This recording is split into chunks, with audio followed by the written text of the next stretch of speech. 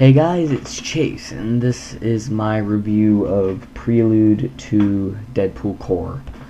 And I just not just, but when I walked to the comic store, I was mainly looking for Deadpool stuff. And they had Deadpool Core Volume 1, and I was like, I should get that. But then I saw Prelude to the Deadpool Core, and it's more of how Deadpool formed the Deadpool Corps. And for those of you who do not know, the Deadpool Corps is a team of Deadpools from from different universes. So you have the regular Wade Wilson, the normal Deadpool, who we all know. Then you have Lady Deadpool, who's Wanda Wilson, who's just a chick version of Deadpool. Then there's Wade Wilson again, who's just a kid Wade Wilson, so he's Kidpool. Then there's Wilson the dog, who's Dogpool, and then there's Zombie Wade Wilson, who's just Headpool. So, really, there is just one story throughout the whole comic, and it's Deadpool going through getting members for his team. So, there's kind of sub-stories, I guess, if you could call them.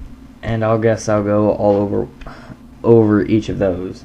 So the first one you have is when he's going after issue 1 is Lady Deadpool. So Lady Deadpool's pretty much caught herself in the middle of the war that she apparently got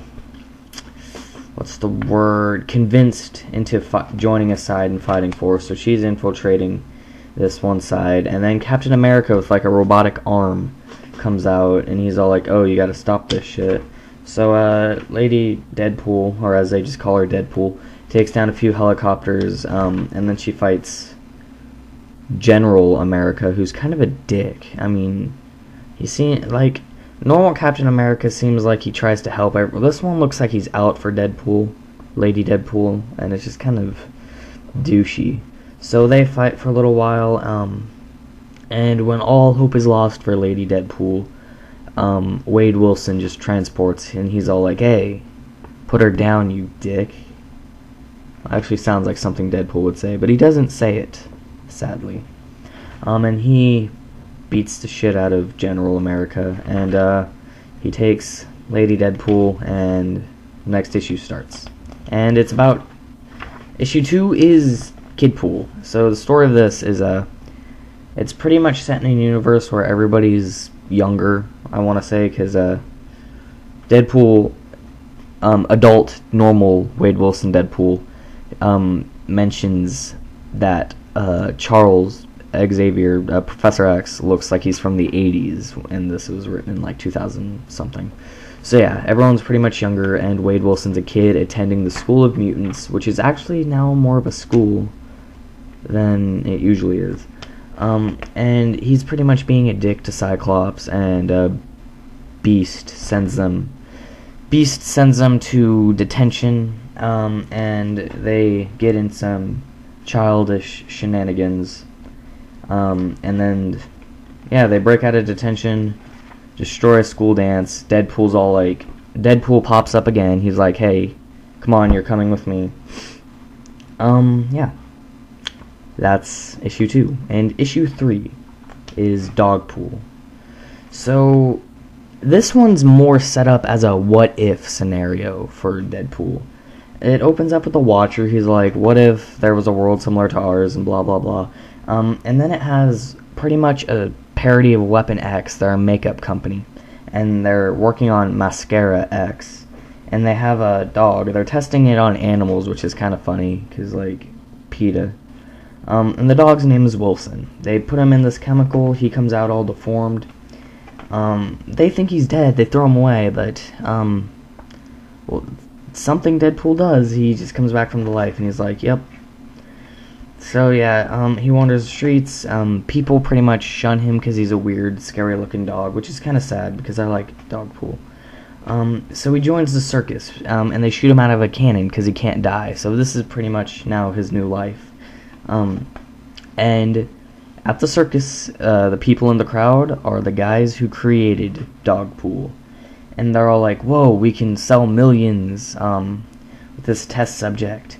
Yeah, and they're all like, of course, people want their pets that won't die. And then his friend's all like, no, we can sell it to the military for super soldiers. And he's like, that too. That's kind of funny. So, to kill Deadpool, Dogpool,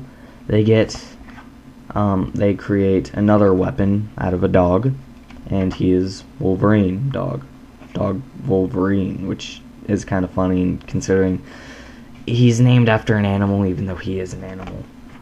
So, Deadpool and Wolverine fight for a little bit.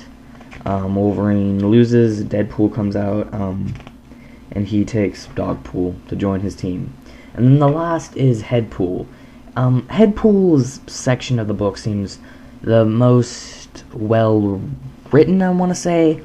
It seems like Dogpool and Headpool has the most stuff going on. So pretty much these pirates, I want to say, find this head, and it's Deadpool. And this Deadpool is from the zombie dimension, the Marvel Zombies, and pretty much he's just a floating head. So they take the head to the boss, Dr. Killcraven. I don't know if I'm pronouncing that right, but pretty much this guy just gets people from like cruises and stuff, and his pirates go and like take over the ship, and he brings all these people to this island, and he hunts them down, kind of like Craven the Hunter. So they find the head, and he's like, oh, this will be good for my test subjects, because he's a doctor, scientist dude. And then Deadpool comes out, and he's like, yeah, I gotta get my zombie friend and shit. So he goes around, Deadpool goes around and kills all Killcraven's henchmen, and gets Headpool. But not before being laid, of course. He gets some, he gets some, which is nice for Deadpool. And then Deadpool joins the team, and that's pretty much the 4 stories in Deadpool Core. Prelude to Deadpool Core. So, like, what I liked about this book was it's a bunch of just what-ifs with my favorite... It's pretty much a bunch of what-if scenarios with 1 out of 2 of my favorite comic characters of all time, the other being Spider-Man. But it's just 4 what-if scenarios with Deadpool, except kind of for the last one, or not.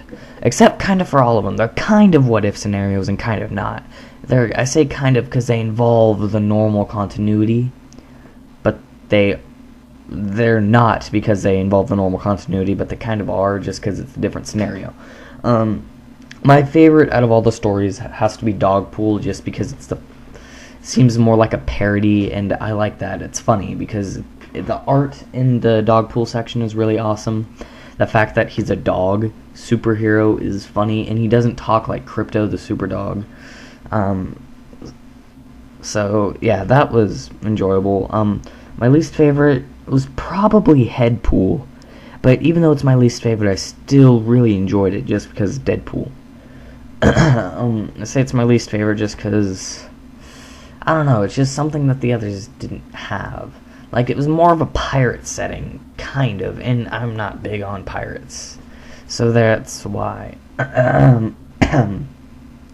The art, some of it's, I think it's all done, each issue is done by a different person. I don't know, but I know Rob Liefeld does some of it, and it's not as horrible as I've seen Liefeld do. I'm trying to think. That Captain America picture, that was awful. So yeah, if you're a Deadpool fan, you should totally pick this up. This is way better than Deadpool Kills the Marvel Universe. It's a lot better than Deadpool Kills the Marvel Universe. It's got a lot of the Deadpool humor, though it's not Wade Wilson normal Deadpool giving it. He does it a bit in Headpool and Dogpool section, but in Kidpool and Lady Deadpool, not so much. But it's all Deadpool's humor because it's 4 different Deadpools being a dick to everybody. I don't want to say dick, kind of. So yeah, if you're a Deadpool fan, totally get this. I'll be getting Deadpool Core Volume 1 when I have the money. And yeah, thanks for watching. Like, comment, subscribe, do whatever, because it motivates me to make more videos. So yeah, thanks. Okay, I forgot issue 5. Issue 5 is pretty much a flashback to why he's getting all the Deadpool stuff, all the Deadpools, and then they go into space and shit. And it's got really weird art, and I don't really particularly like it, and Kid Pool's head looks all weird. There's issue 5.